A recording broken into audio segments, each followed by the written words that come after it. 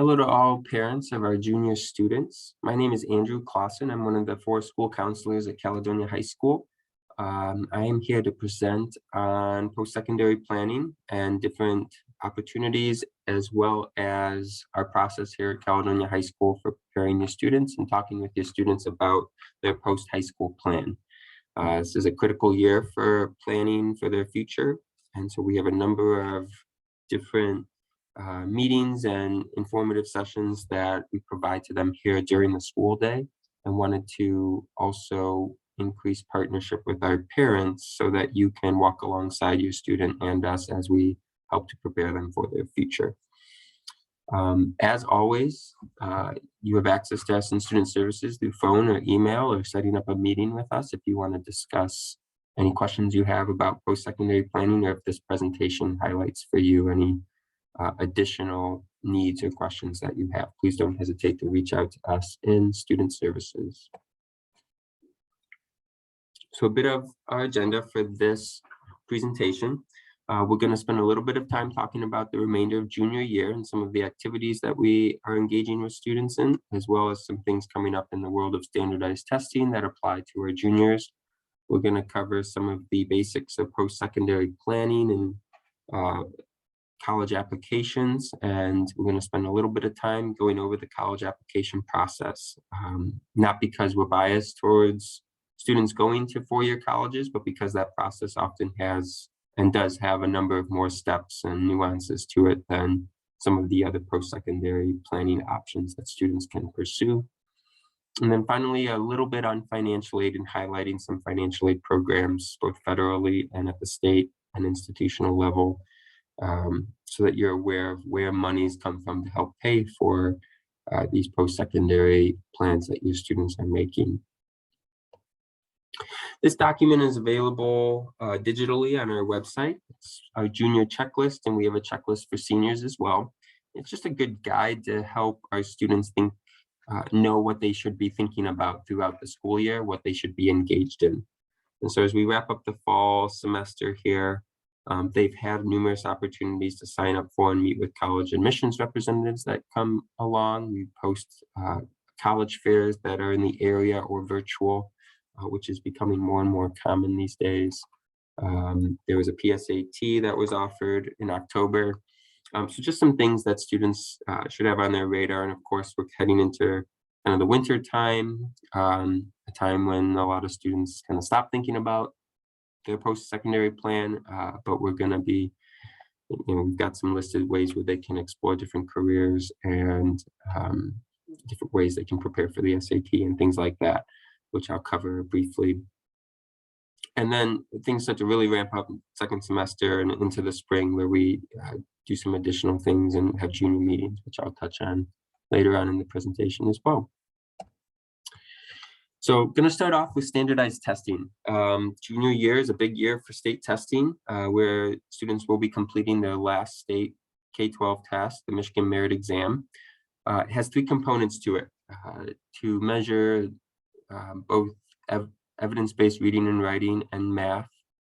We use the SAT here in Michigan, which is really great because it provides students a free college placement exam alongside the Michigan Merit Exam. So students can use that SAT on April 13th to send to colleges that score, followed by the ACT work keys, which is a test that not all of our students will utilize that score in. In fact, most won't. But for any students who are heading straight into the workforce, that test score is used often with entry-level positions, usually for jobs that do not require a bachelor's degree or even an associate's degree. It's used as a measure of their reading, writing, math skills. And most commonly, we get calls from employers, 3, 4, 5, 10 years down the road from when a student graduates, asking and requesting these scores. And so every student will have an ACT work keys on file. And then finally, to wrap up the 4 core, the state of Michigan gives the social studies and science M-STEP tests, which is a virtual or online format. We have a testing window that we have to get all of our juniors tested in, and that is after the SAT and ACT, but into the middle of May, when we will have testing date for your student to take both of those assessments. That doesn't have any enormous implications for individual students, but does have implications for a school at large. And so it's one way that we measure the success of our teaching methods and our curriculum, and we use those scores at the district level. Then I wanted to highlight a few other standardized type assessment opportunities. The first of which is for students that are interested in military enlistment in one of our military branches. We have a number every year. When a student meets with a recruiter and becomes of age, they can, before they commit, they have to take the Armed Services Vocational Aptitude Battery, or the ASVAB.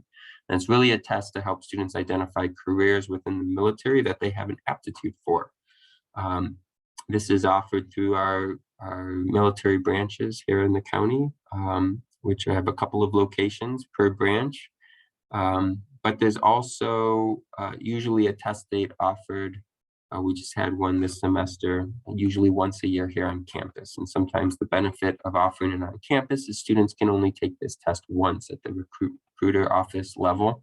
But if they have a score from the school, it doesn't usually count for that one test score. The PSAT NMSQT is a test that's already happened last month in October. But that is a test that we encourage students to sign up for, though it's optional, of course, for the obvious benefits of having another practice SAT to practice before the actual test in the spring. But then that other component of the fall of junior year test, the National Merit Scholarship qualifying component, students who score well on that particular PSAT in the fall of their junior year, that score can serve to qualify them for scholarships through the National Merit Program. We just had 2 students qualify as National Merit in the senior class as National Merit semifinalists, and that will bring to them scholarship opportunities at numerous post-secondary institutions. There's always the opportunity for students to take more than one SAT or an ACT, which is just another college placement exam, and those are generally outside of the school day test in April. There are national test dates most months. And while Caledonia is not a test site, students can head to GRCC or Grand Rapids Christian to name a couple of test sites in the area where they can take additional standardized tests. There's no limit to how many times a student can take a SAT or ACT, and most schools will take the highest score. And so we encourage students, especially if they're thinking about more selective colleges and universities, to consider whether an additional test on the calendar makes sense for them. Certainly most students wait until they see the results of that first SAT, but that's not a requirement. A student can take and pay for an SAT or ACT at any point, really in their schooling. I've had middle schoolers take SATs for honors or talented youth programs in order to get qualifying scores for different programs. So those are accessible to students, and they run in the $60 range. I'm going to skip to number 5, advanced placement testing, because it's a little more familiar for most of our families than CLEP. Advanced placement tests are in May, and so if your student is enrolled in an AP course and are interested in not just the benefits of taking that rigorous course, but also interested in earning college credit for that course, we are currently registering students for AP tests in May. And so Mrs. Scott, Assistant Principal Mrs. Scott, is presently responsible for AP coordination and has already been in touch with students who are in AP classes. But students who score well on those tests can get college credits for the course that they took here in high school, and can have a time and cost savings for them down the road. And then CLEP testing is something that's less familiar, but it's basically like testing out at the high school level, but for the college level. And so a student can look at, and there's a link there, can look at what's offered CLEP. And if they can take in their senior year, even during the summer before they go to college, CLEP tests that can give them college credits or excuse them from general education requirements or intro course requirements. I really advise students to either consult with us for CLEP testing, or to consult if they know where they're going to college or have a couple of colleges they're interested in, consult with a admissions office or to see what it makes sense to CLEP test out of. But it can have an enormous time and cost savings as well. Usually they're about $90 to CLEP test, and can save a student from having to take perhaps a gen ed course at the college that they're planning to attend. And then at the bottom there, I have a link to that state testing calendar. So if you have younger siblings than just your junior, you can also get information about any testing that they're going to be required to take at the state level. For the younger grades, it's mostly M-STEP testing. There's no, but there are also PSATs that are offered in 8th through 10th grade that are state tests. Couple of great and free resources that students can use to prepare for that SAT. Khan Academy is an organization that is contracted with the College Board. And so they have very great linkage between what students do on their PSATs to Khan Academy. And so a student can get their PSAT scores by logging into their College Board account.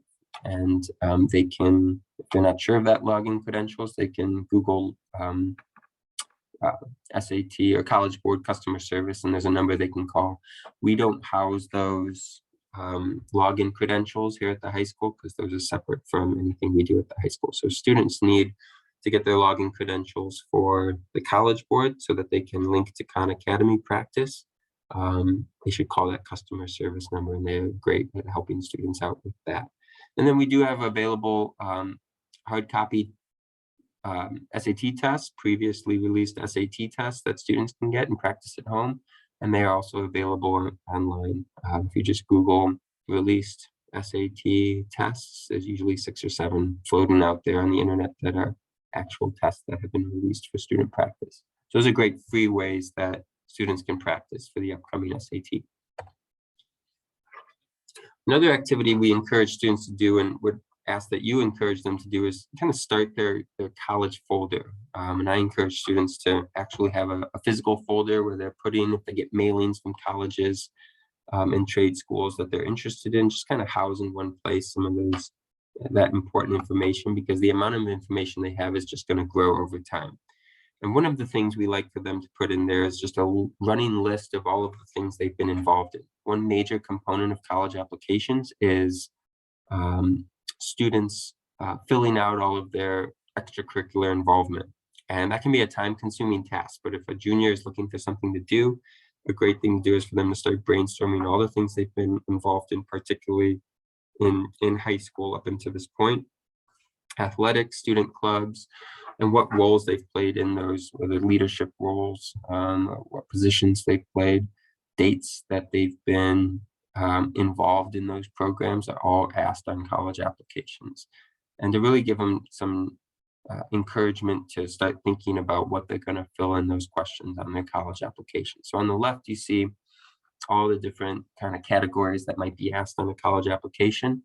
These colleges and universities, particularly as you go up in selectivity, are looking for well-rounded students. So it's not just their GPA, though that's important, and it's not just a test score, though that may be important. It's what opportunities have students taken to further their learning outside of the typical school day? What different characteristics and skills have they picked up along the way that really sets them apart from other students? And so they're looking for that type of involvement, and that may be a part-time job for a student. Schools increasingly have demonstrated they like when students have work experience and have been in the workforce and can count that as much as they can count a student being involved in an athletics capacity or in a club over time. And then they've always communicated to us as counselors that they value longevity in a program. So spending 4 years, as a part of a club means a lot to a school because it demonstrates commitment and willing to be a part of something over time, because really our universities and colleges want students not just to come there, but to stay there through graduation. And that's a measure of success they use. And if they can find any way to increase the odds that a student is going to stay for 4 years or through graduation, with evidence such as longevity in a sport or club that will help their application. So junior year and coming up second semester, one thing that students are going to be engaged in is scheduling, and we go into much more detail. And we have a whole presentation for juniors in their classrooms in the spring, right ahead of scheduling. Scheduling for senior year is just a touch different from scheduling for the other school years. The process is the same, but students start to find, especially if they're on track for graduation credits, that they have a lot more space in their schedule to do electives and other programs that are of interest to them.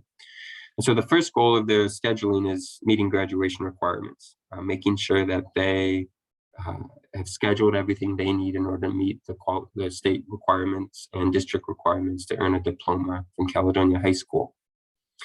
But outside of that, we want them to be building a schedule that both continues the level of rigor that they've been pursuing through 11th grade or increasing it.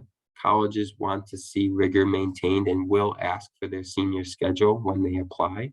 We will submit that from Student Services.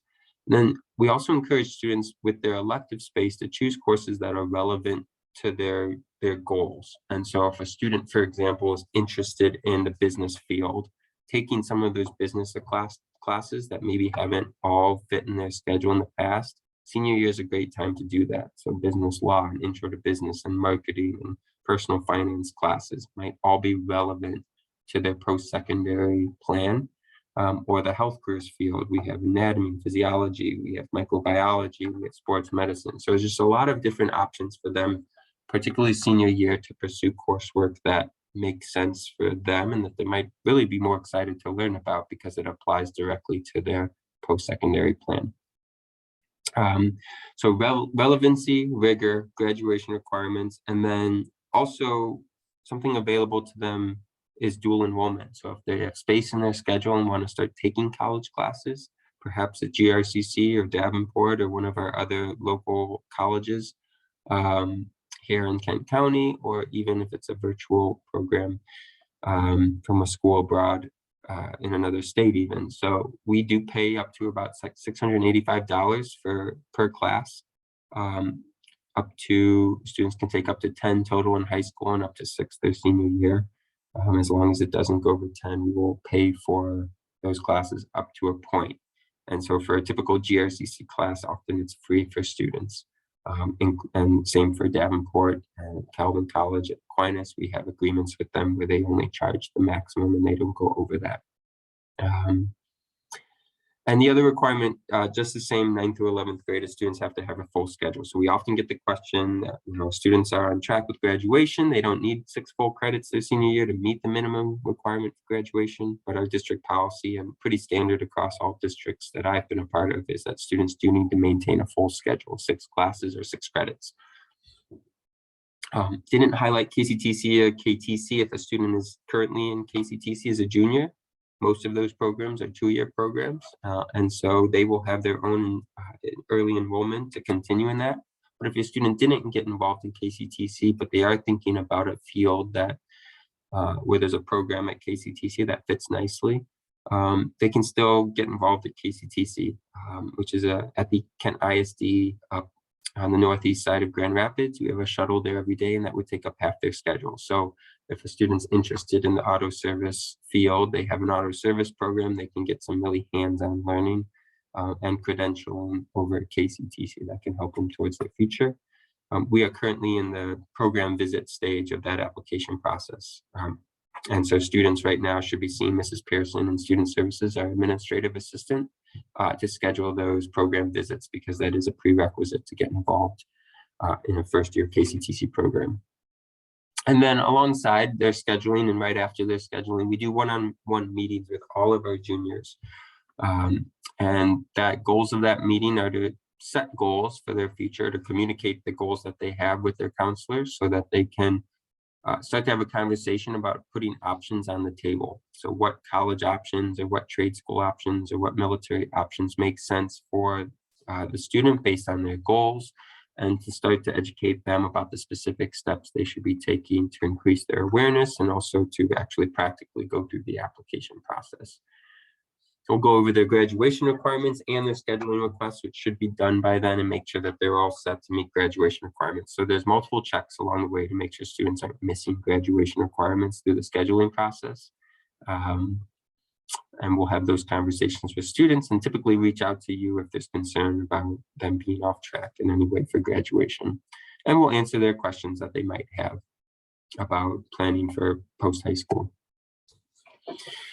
And then just as a quick note, won't go into too much detail, but we then meet with your now seniors in the fall of their senior year. So they have a junior meeting in the spring semester, and then in the fall we have a meeting with them again to revisit their plan that we talked about their junior year, make sure they're on track and following the steps that we talked about, and to clarify for them any questions they have about following through on those steps. That meeting is often a lot more action oriented than planning oriented, because we're right in the thick of college application season at that point. Okay, so moving into senior year and moving into the process of post-secondary planning. On the right, you see kind of the basic options that students have for post-high school. 4-year, 2-year colleges, trade schools, apprenticeships, military, direct entry into the workforce, and then some students talk about taking a gap year, and we define that more as doing something in place of going to college, and usually when the goal is for that something to be of value to them to help them continue to plan for their future. So not just sitting in the basement eating cereal. One of the first steps for those students that are considering college or wanting college as an option for themselves is to be building a college list. And I know many of our students in junior year have already started doing this, and some have started, thinking about this at a young age and have continued to think about some of the same schools that they have ambition towards. Big Future is part of the College Board website and is a great search engine to filter through the many options that are out there for post-secondary training and education, particularly colleges and universities. And so it's just a website where students can put in their the things that are important to them in relation to the location of the school, the size of the school, the programs that they offer, the level of selectivity, et cetera, for them to start to narrow down thousands of options that are out there and really think about what they want out of their education post-high school, in addition to academic programming. And then other exploration opportunities I kind of touched on earlier, but we keep and maintain a listing on our website of college fairs, and we are really blessed here to have great relationships with our college reps and military recruiters, and they're coming here often to give presentations to students and give them opportunities to have that touch point with the admissions representative. And that's important because usually the first person to review their application is the admissions representative that's assigned to the county or to our school. So getting to know that person, starting a relationship with that person, particularly when we go up in selectivity. So when students are applying to University of Michigan, Michigan State, getting to know those reps and being on an email communication basis with them, it puts their name kind of at the forefront of that person's mind, so that when they're reviewing applications, they can think about a face as opposed to just words on paper. And then the Kent ISD does a great job of doing different types of programming through career talks and different panels for students who are really undecided about or wanting to dive in deeper about what it means to become fill in the blank. And so if they're interested in engineering, they probably have a career talk or a panel available on their website, usually virtually, where they can get information about what a career field is really like. And this applies not just to our undecided students, but our students who are maybe thinking, maybe college isn't exactly what I'm ready to do yet. What is a career that might excite me, or a pathway that might excite me to pursue before I go the college route. We encourage students to engage in job shadows, which has been really difficult during COVID years. A lot of them, businesses have kind of, to the best of their ability, limited the amount of people that come in and out of their doors, but things are starting to open up. And so if a student is interested in being a chiropractor, maybe they should contact the local chiropractor and see if they can spend a day with them. and kind of see firsthand what it's like day to day to be a chiropractor. And for any job, if there's something in the community, we encourage students to reach out. If they need help with that, they can always check in here at Student Services, and we can help them on how to cold call business, and see if they'd be willing to accommodate them for a day. And then, of course, I mentioned earlier, we have our military recruitment offices, one in Knapp's Corner up on the northeast side, right near the ISD, and then there's another bunch of them in Wyoming area on 28th Street or just off 28th Street. And so those are offices that students can visit or set up appointments with to talk to military recruiters. But all those recruiters come to Caledonia High School. So I think a great first touch point is to sign up in the fall for one of those recruiting visits, and they can have a direct conversation with the recruiter on our campus. Okay, so we're going to dig into a college application season a little bit, just so that you're aware of the processes and what we're going to be communicating to your students here in the spring. So application season starts in the fall of senior year, usually around August 1st. Many schools will make their applications available, which is before school starts here in Caledonia. The process is for students to be filling out their application and completing them by a desired deadline. So many schools have multiple application deadlines. And I'm not going to go into detail in this presentation about them. Know that your students are getting detailed information about what the definitions and terminology mean. So early action, early decision, rolling decision, regular decision. There's lots of different calendars out there. They should learn those deadlines so that they know when they need to complete things by. Many of our colleges and universities are using what's called the common application, which is a kind of a third party that is a single application that can serve as the application for multiple schools. So a student can fill out a common application. The application website will tell them exactly what they need to do on that application for the specific schools that they list. So for example, University of Michigan uses the common application. Michigan State University uses the common application, but they also have their own application. So students can choose between the regular online application or the common application, and we can help advise them on which one makes sense for them. There's no major difference other than if a student's applying to multiple Common App schools, it makes a lot of sense to just do the Common App for those schools to save themselves time. And it's a very organized website, doesn't let them miss any components of the application process. All deadlines need to be met in completing both the application itself as well as any supplemental materials, so essays, that might go along with the application, or letters of recommendation. Of course, all schools need their transcript through junior year, and so we send those to a program called Naviance. Students should be familiarizing themselves with Naviance now in seminar class, but it is something that our seniors probably use more than any other grade because of its connection to college applications and how they send and request their transcripts. And if it's a Common App school, how counselors write their recommendations for students as well. Common App and Naviance are linked. So the students go into Naviance and they can link with their Common App so the two communicate with each other. And it helps us as counselors keep track of where we send transcripts and making sure that we've done our part in terms of making sure college applications are complete. We also use Naviance for students to communicate with us where they've been accepted and what they plan to, if there's a school they've committed to, and really helps us with our data collection. And then test scores. So in these days, a lot of schools have gone test optional during COVID, really in response to many states and many students not having access to SATs and ACT tests as easily as before COVID.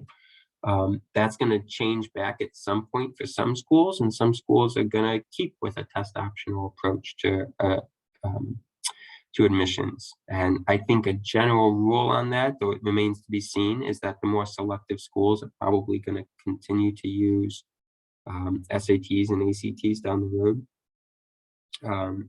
But some schools are going to stay test optional. Locally, Kalamazoo College, for example, is famously test blind, and they don't really look at test scores even before COVID. but many schools are going to start going that route permanently in this day and age. And it's worth noting that when your student takes that school-based SAT on April 13th, they are able to list their SAT score and have it directly sent to 4 different colleges. And I encourage students to fill that out. If a student decides to be test optional, but the school already has their test score, we've been told that they will not be looking at that test score when considering admissions. And so I encourage students to, particularly if they have a long list of schools, for most selective schools that they're interested in, to have those test scores automatically sent for free, because it's typically the more selective schools that require you to send test scores directly from the College Board, which has a cost to it, somewhere around $15 per send. And so to save some money, we can send test scores directly from the high school here, but some colleges require it to come from the College Board, which has a cost. Okay, that's a lot of information. And I just want to cover one more piece of fall application season that runs alongside application season, and that is financial aid. So students are applying to these colleges and different programs. The question is always, how are we going to pay for this? How can anyone afford these sticker prices? It's worth to note that the vast majority of students don't pay the sticker price that are on websites for college tuition, etc., because there's so many sources of financial aid. The first of which that students are pursuing and should be pursuing in the fall of their senior year is the free application for federal student aid.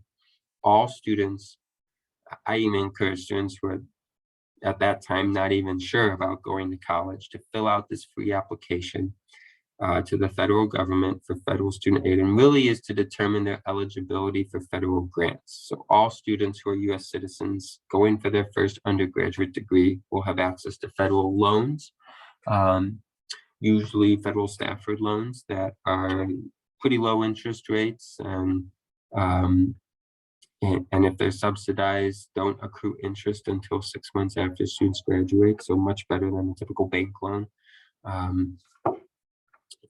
So it gives access to that. And just as an anecdote, I didn't use federal loans in my undergrad until my senior year.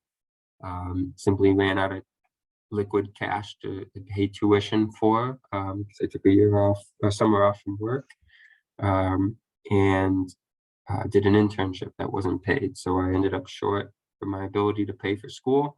I ended up taking a small federal loan for that, and it wasn't difficult to pay that back after getting a job, because of just the flexibility with federal loans. And then federal grants are very much income-based. And so you're going to fill out the FAFSA, the application, with your student. And they're going to ask for, as parents or guardians, your financial information from the prior year tax return. So for your group, it'll be your 2021 taxes information.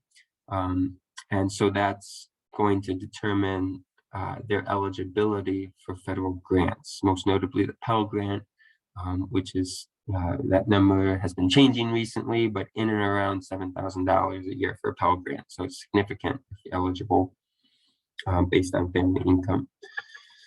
And then the FAFSA is also used for both state and institutional programs, particularly grants. And so a couple of those are the tuition incentive program I like to highlight, which is a state of Michigan program. That's for state of Michigan schools. And most community colleges, trade schools, really any school that offers an associate's degree is a program can take tip money from the state. And so GRCC certainly, and students are eligible by being on Medicaid since, I believe, for 2 consecutive years since they were 9 years old. So the state's supposed to keep you updated if your student's eligible by sending letters. We know that that doesn't happen, or doesn't happen well with the state's organization.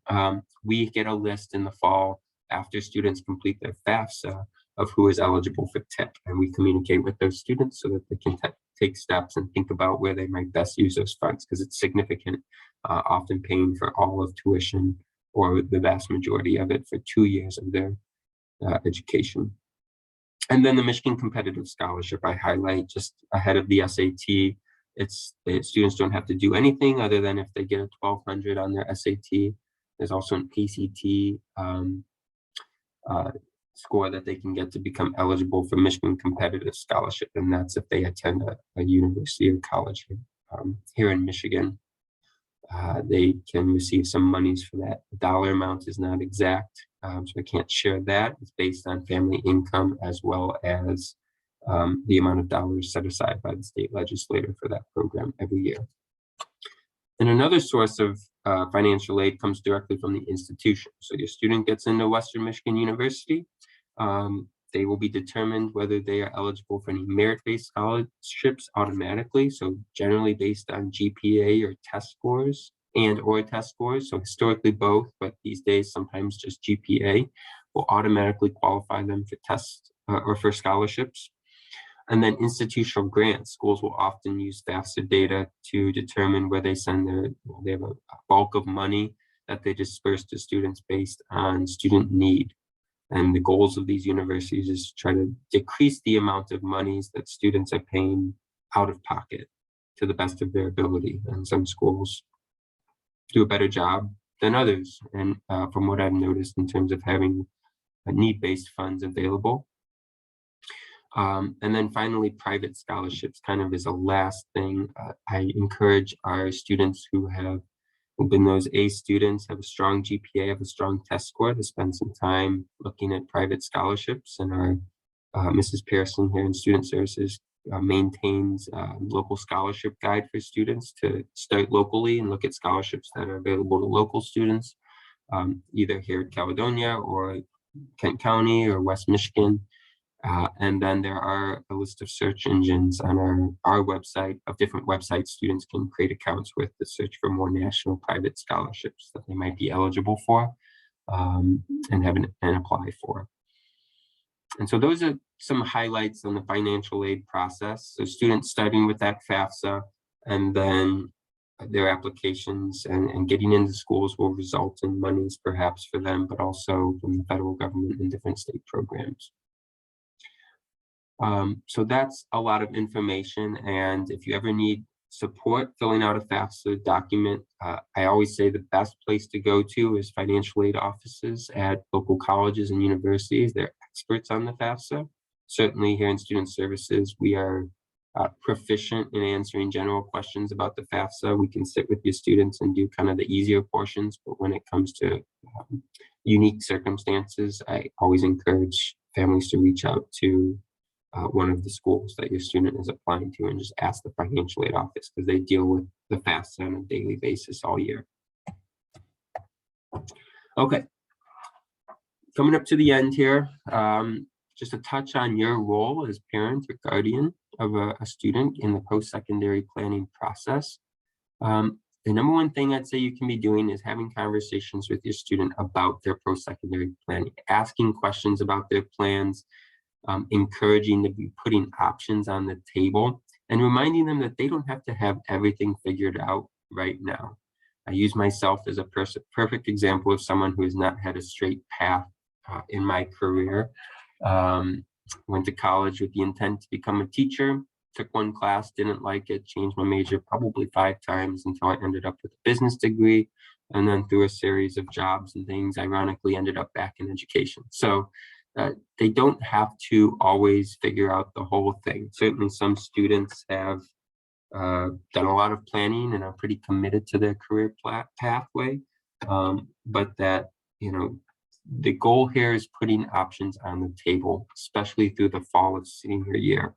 And it's not until April, May of their senior year that they're really choosing and selecting where they're going to commit their next step to, whether it's a college or a trade school or do the military.